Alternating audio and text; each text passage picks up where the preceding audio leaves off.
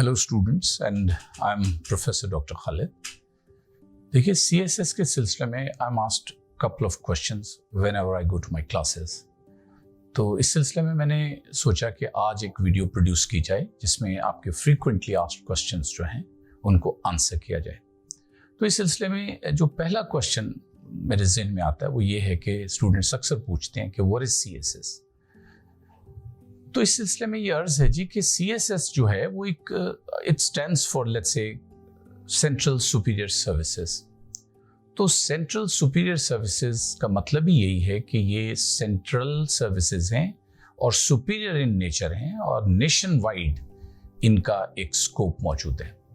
तो इसलिए आपको इसमें अथॉरिटी और डिग्निटी, पावर और रिस्पॉन्सिबिलिटी का हाईएस्ट लेवल जो है वो डिलीवर करना पड़ता है and you enjoy that at the same time.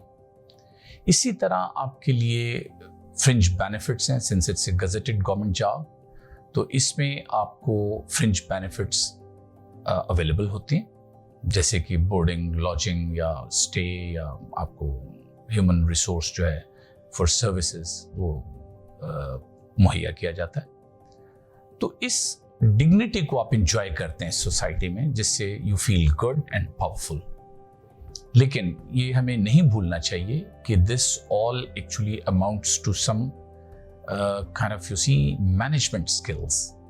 This all is given to you just for you to exercise something that's called as administrative skill.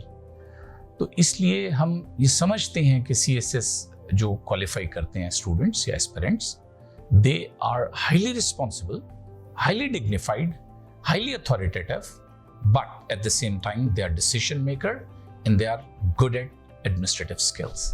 तो ये है जी इसका core कि CSS जो है that is made for this, and those who are actually aspiring to go for CSS they must understand this first. और जहाँ तक आपके दूसरे सवाल का ताल्लुक है कि who should go for CSS या ये किन के लिए suitable है, देखिए ये एक नेशनल लेवल की रिस्पॉन्सिबिलिटी है कि जिसमें डिग्निटी और अथॉरिटी आपको दी जाती है ताकि आप एडमिनिस्ट्रेशन कर सकें। तो इस सारे प्रोसेस के अंदर you have to be very much responsible, but at the same time should be competent enough कि आप डिसीजन मेकिंग कर सकें।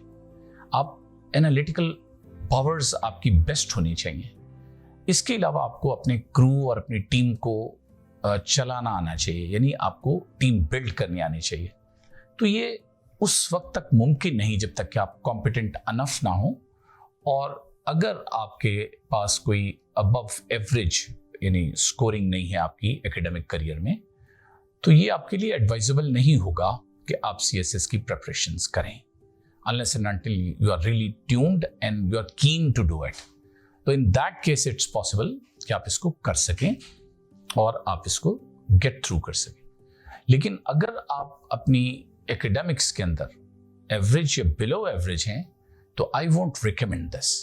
फिर मेरा ये ख्याल है कि आपको CSS के लिए एस्पायर नहीं करना चाहिए, क्योंकि आपको आउट ऑफ द वे जाकर बहुत मेहनत करनी पड़ेगी, आपको स्टूडियस होना पड़ेगा, आपको कॉम्पिटेंस अचीव करनी पड़ेगी, आपको इंग्लिश लैंग्वेज में एक्सीलेंस अचीव करनी पड़ेगी, और इसके अलावा आपको सब्जेक्ट नॉलेज रिक्वायर्ड होगी। तो इस लिहाज से those who are above average, they can comfortably start preparing for the CSS, and those who are below average, they should be discouraged to do it.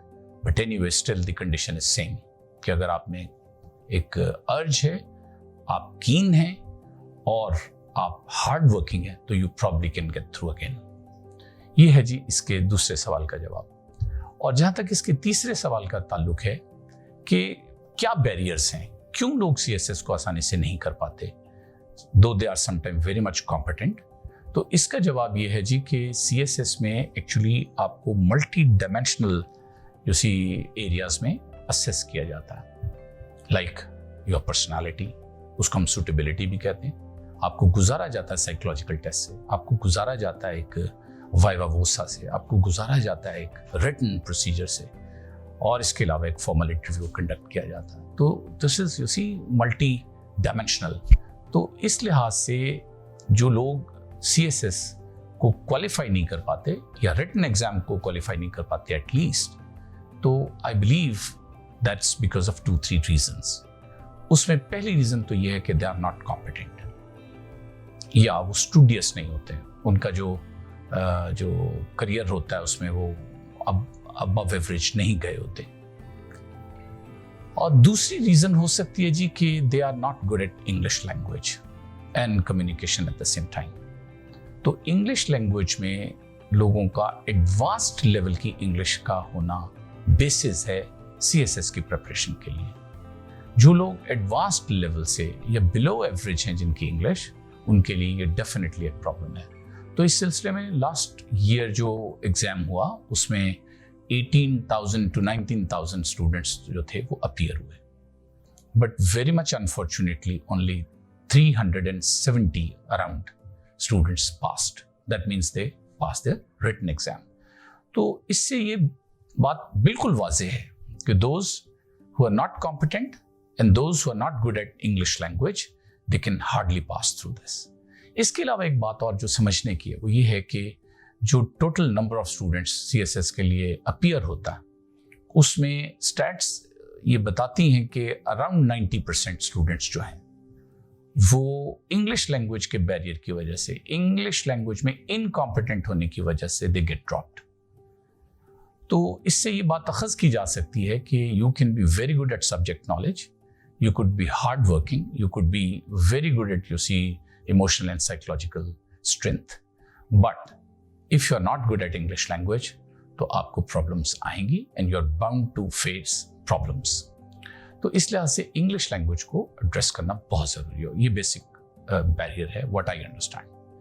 और लास्टली अगर ये पूछा जाए कि how we can improve these skills, या CSS के लिए हमें क्या ऐसा करना चाहिए कि हम अपनी इंग्लिश को इम्प्रूव कर लें और हम एक अच्छा एसे प्रोड्यूस कर दें।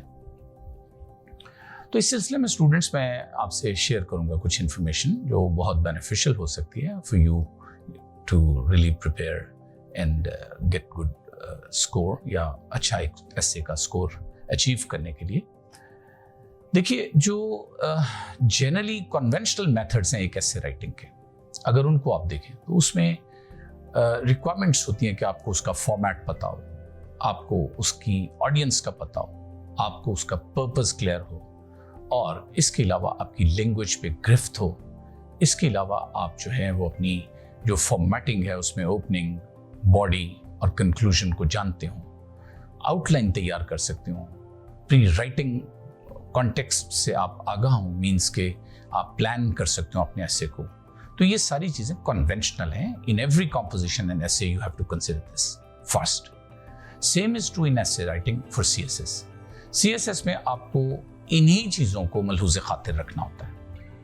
But remember, it's not ordinary essay writing, it is a very special essay, और इसमें आपको 2500 से लेकर ऑलमोस्ट 3500 वर्ड्स जो है वो सबमिट करने होते हैं ऑन पीस ऑफ पेपर। और इसके अलावा जो इसके टॉपिक्स होते हैं वो you have to choose out of 10, और उसमें नेशनल और इंटरनेशनल स्केल के एसेज और इसके अलावा कुछ लिटरेरी नेचर के भी होते हैं। तो इट्स वेरी मच इम्पॉर्टेंट कि आप अंडरस्टैंड करें कि ये एक कॉम्पिटेंस को असेस करने के लिए आपकी एक ऐसी पर्सनालिटी जो कि गवर्न करेगी, जो कि एडमिनिस्ट्रेशन में एक्टिव होगी, जो डिसीजन मेकिंग में आएगी, उन्हें वो लोग रिक्वायर्ड है। तो एसे के through you have to actually prove yourself that you are the one who actually acquires and possesses the same character। तो इस लिहाज से मैं ये कहूँगा कि आपको अपना पैराडाइम शिफ्ट करना चाहिए, आपको अपना एक फ्रेमवर्क ऑफ थॉट वो उसको प्रोजेक्ट करना चाहिए, उसको ऑर्गेनाइज करना चाहिए, और यूजुअली आपको एक इम्प्रेशन क्रिएट करना होता है CSS में कि well I know a bit about all, यानी समथिंग अबाउट एवरीथिंग मोर और लेस, इस किस्म के एक अप्रोच। और वो जो समथिंग है उसको अगर हम डिफाइन करें ताकि आपका ऐसे एनरिच हो सके, आपका ऐसे जो है वो एक डिपिक्ट करे आपकी पर्सनालिटी को, आपकी नॉलेज को, आपकी कॉम्पिटेंस को, तो इस सिलसिले में आपको ज़रूरी होगा कि आप अपनी पॉलिटिकल अवेयरनेस को उसके अंदर एम्बेड करें ताकि नज़र आए कि you are aware of current affairs and political structure on national and international scale. इसी तरह आपको इकोनॉमिक्स से अपनी जो एफिलिएशंस हैं या अपने टेस्ट हैं या इंटरेस्ट हैं वो भी रिवील करने पड़ेंगे एग्जामिनर को. Only then he would know कि you are competent and you have the leadership quality. इसी तरह thirdly you have to focus on social skills. देखिए, सोशल इश्यूज पर आपकी नजर होना, वो इंटरनेशनल हो या नेशनल हो. लेट्स से लेबर लॉज हैं, चाइल्ड लेबर है, जेंडर डिस्क्रिमिनेशन है. तो इन इश्यूज से अगर आप आगाह नहीं हैं, you are not aware of these kind of you see problems, तो फिर आप नेचुरली कॉम्पिटेंट अनफ नहीं है कि आप नेशनल स्केल पे सर्व कर सकें. इसके अलावा जो चौथी डायमेंशन हो सकती है उसको हम कहते हैं टेक्नोलॉजिकल. आप उससे बहुत बेहतर समझते हैं since you are fresh graduates कि जो लाइफ है इस वक्त दैट्स मोर और less technologically tuned and it's controlled by technology.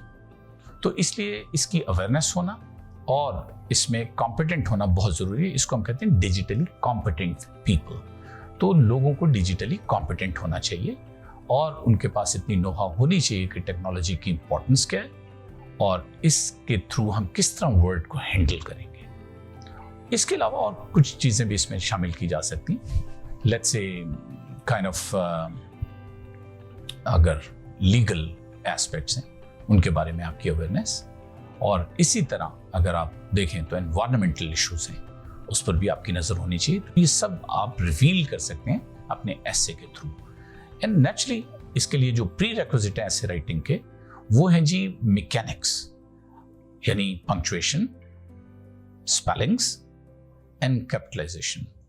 ये इसका प्री रिक्विजिट है. Usually it's not checked, but if you are making mistakes in these areas तो नेचुरली वो हाईलाइट होंगे और एक bad impression, bad taste produce करेंगे फॉर द एग्जामिनर.